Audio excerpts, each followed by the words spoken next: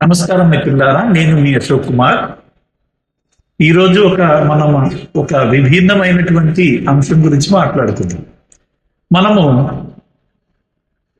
ఏదైనా ఒక భవనం నిర్మించాలి అంటే ఒక బ్లూ ప్రింట్ ముందు ఒక చిత్ర రూపంలో తయారు చేసుకుని దాన్ని మనం నిర్మించుకుంటాము. ఇలా మనకు కావలసినటువంటి ఆకారంలో దాన్ని పొందుతాం. అదేవిధంగా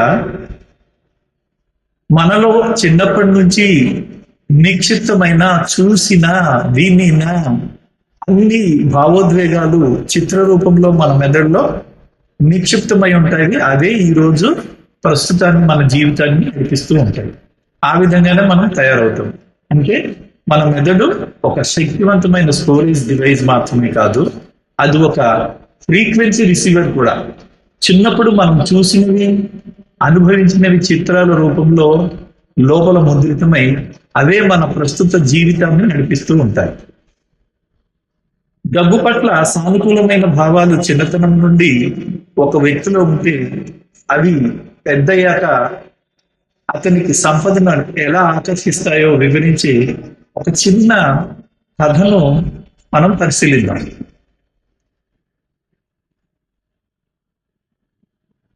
చిన్నప్పుడు ఒక బాబు వాళ్ళ తాతయ్య ఒక ఆట ఆడించేవాడు. ఏంటి అంటే, ప్రతిరోజు సాయంత్రం రామ్ చేతిలో ఒక 10 రూపాయల నోటు పెట్టి, రామ్ ఈ నోటుని తాకు, ఇది చాలా మెత్తగా గౌరవంగా ఉంది కదా, ఇది నీకు దగ్గరికి రావడానికి చాలా ఇష్టపడుతుంది, నువ్వు దీనికి థ్యాంక్స్ చెప్పు అనేవారు.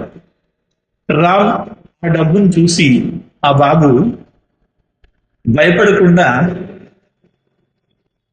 ఒక స్నేహితుడిలా భావించి,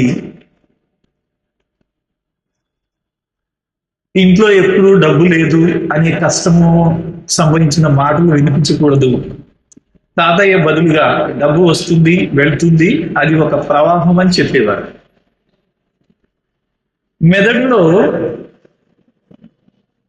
రిజిస్టర్ అయిన చిత్రాలు రామ్ కళ్ళు మూసుకుంటే చాలు, తాతయ్యకు తన చేతిలో డబ్బులు పెడుతున్నప్పుడు కలిగే ఆ సంతోషము, ఆ నోట్ల వాసన, ఆ గర్వము అతని మెదడులో పాజిటివ్ ఫ్రీక్వెన్సీగా సెట్ అయిపోయాయి. డబ్బు అంటే కష్టం కాదు, డబ్బు అంటే సంతోషము అనే భావన బలంగా నాటుకుంది. రామ్ పెద్దవాడై ఒక సాఫ్ట్వేర్ ఇంజనీర్ అయ్యాడు. ఒకానొక దశలో కంపెనీలో లే ఆఫ్ జరిగింది.